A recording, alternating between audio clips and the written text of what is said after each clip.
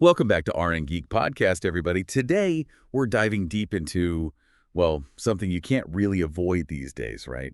The fentanyl crisis. Yeah, it's constantly in the news. And for good reason. This is something that's profoundly affecting communities everywhere. Absolutely. And thankfully, our listeners have sent us some amazing information, really insightful stuff. So our goal today is to kind of cut through all the noise, get to Yeah. the heart of what's happening and why it matters so much. We've got a range of sources here that talk about like the sheer scale of this thing, what makes fentanyl different, and I mean really different from other opioids. The push to make naloxone, that's the overdose reversal drug, much more widely available. And this is a big one, the role of stigma. Yeah, stigma is huge. It often flies under the radar, but it's a massive part of this whole picture. For sure. So our mission today is to break it all down, highlight the key insights, and help you connect the dots. So when you walk away, you feel like you've got a much clearer, more informed understanding of this really, really complex issue.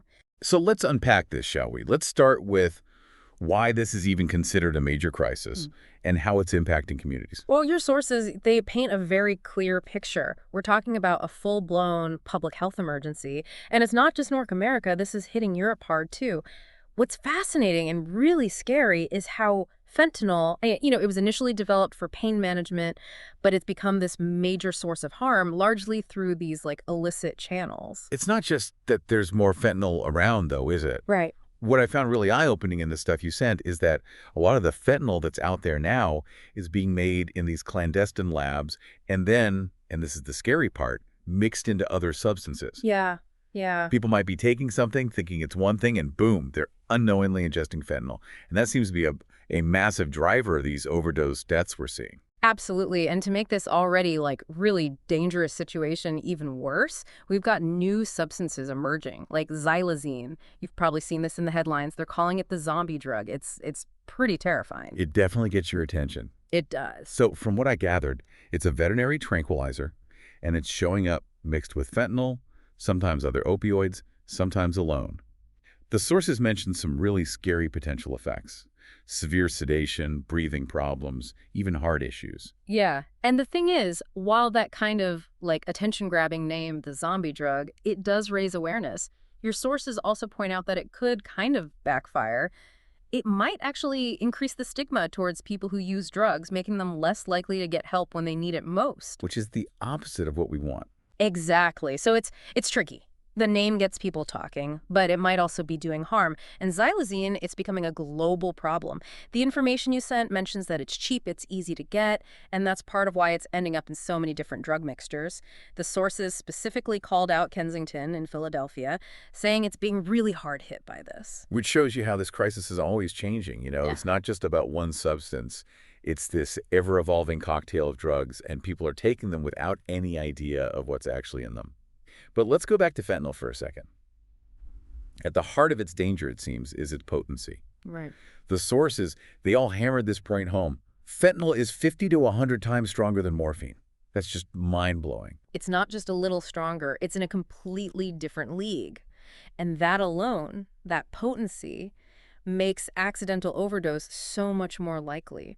And it's crucial to remember, and your sources highlight this, that this crisis, it doesn't hit everyone equally. Certain populations, especially people struggling with mental health issues or facing socioeconomic challenges, they're bearing the brunt of this. That makes sense. If you're already dealing with difficult circumstances, you might be more vulnerable to substance use, and you might also have less access to support. And the impact of this crisis, it ripples outwards, doesn't it? It's not just on individuals. Yeah. The sources talked about how this is straining public health systems, law enforcement, and just the overall financial resources within communities. It becomes a community-wide burden, not just an individual one. And understanding that is key to finding solutions. So what can we do? The sources really push for something called harm reduction strategies. Right. Just to be clear, harm reduction is all about kind of minimizing the negative effects of drug use. Yeah. Right? Like providing clean needles, having safe places for consumption, and making sure naloxone is widely available. Exactly. It's about meeting people where they are without judgment, providing support and resources to keep them alive and as healthy as possible. And, the sources, they also talked about how important it is to get better at detecting new variations of fentanyl. Why is that? Because these synthetic opioids, their chemical makeup is always changing. It's like a moving target. Oh, wow. And of course, we can't forget about ensuring that overdoses are managed effectively. Right, that's the immediate response. Yeah. Okay, so to recap, fentanyl is at the heart of this massive public health crisis. It's super potent, it's being mixed into other drugs, often without people knowing, and we've got new players like xylazine making things even worse. It's hitting vulnerable populations hardest, and it's putting a huge strain on our communities. So we need harm reduction, better detection, the whole 9 yards. Now let's dig into why fentanyl is often singled out as being the worst compared to other opioids. The sources you gave me didn't mince words on this. No, they didn't. And the data is pretty clear-cut. Fentanyl and its analogs, they're the leading cause of overdose deaths now. They've surpassed other opioids in just how deadly they are. And it's not just because there's more of it out there. Fentanyl itself has inherent qualities that make it uniquely dangerous. We've talked about its potency, but there's more to it. Like what? The sources mentioned something about how quickly it takes effect and how short-lived the effects are. How do those things play into this? Well, think about it. The rapid onset means you feel the effects almost immediately, which unfortunately might tempt someone to take more before the first dose has even fully kicked in. Oh, I see. And then, because the effects wear off relatively quickly, people might use more frequently, just trying to maintain that feeling, which of course increases the risk of overdose. Makes sense. It's like the quicker, more intense the high, the faster it fades and the more you might chase it. Exactly. And then you compare fentanyl directly to heroin or morphine. The sources pointed out that fentanyl causes respiratory depression much, much faster. That's a scary thought. That is. Respiratory depression, that's when your breathing slows down and eventually stops. It's the main way people die from opioid overdoses. And because fentanyl acts so fast on your breathing, the window you have to reverse an overdose is way smaller compared to other opioids. And this brings us to naloxone, right? Right. The overdose reversal drug. The sources, they indicated that fentanyl might not respond to naloxone as well as some other opioids do. That's a key difference. Naloxone still works, but you might need higher doses, maybe even multiple doses, to bring someone back.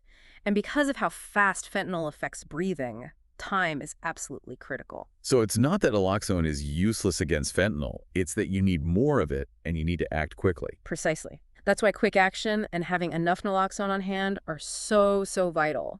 The sources also mentioned something called lipophilicity. Uh-huh. That's the ability to dissolve in fats. Apparently, fentanyl is really good at this, and that has implications for how it affects the brain. Yes. Fentanyl crosses the blood-brain barrier very quickly because of its high lipophilicity. Think of it like oil mixes with oil better than it mixes with water. Fentanyl gets into the brain fast, and that leads to a more intense rush, which unfortunately also makes it more addictive. It's like a double-edged sword. The very thing that might make it appealing also makes it more likely to hook you. Exactly. And then we've got this problem of fentanyl showing up in the illicit drug supply. The sources were very clear. It's often mixed in with other substances without people's knowledge. That seems like a recipe for disaster, for accidental overdoses. It is. Someone might think they're taking, I don't know, a counterfeit pill or some other opioid, and they end up ingesting fentanyl without realizing it. And because it's so potent, even a tiny amount can be fatal. That's why we're seeing overdoses in people who might not have even been seeking out fentanyl in the first place. It's a terrifying thought. You really can't underestimate how unpredictable and dangerous the drug market is right now. And to top it all off, we've got these new fentanyl analogs popping up all the time, and other novel synthetic opioids, too. It sounds like a constant battle. It is. For law enforcement, for public health officials, it's this ongoing challenge. These new substances, they might be even more potent than fentanyl, or they might have slightly different effects, which makes them harder to detect, harder to regulate, and ultimately harder to protect people from. We need constant vigilance, new research, a really adaptable approach to even keep up with how fast these drugs are evolving. So to summarize, fentanyl is especially dangerous because it's incredibly potent. It has these rapid, short-lived effects. It causes respiratory depression faster than other opioids. It might not respond to naloxone as well. It gets into the brain super fast, making it highly addictive. It's everywhere in the illicit drug supply, often hidden. And there are constantly new, potentially even more dangerous versions being created. Okay, that's a lot.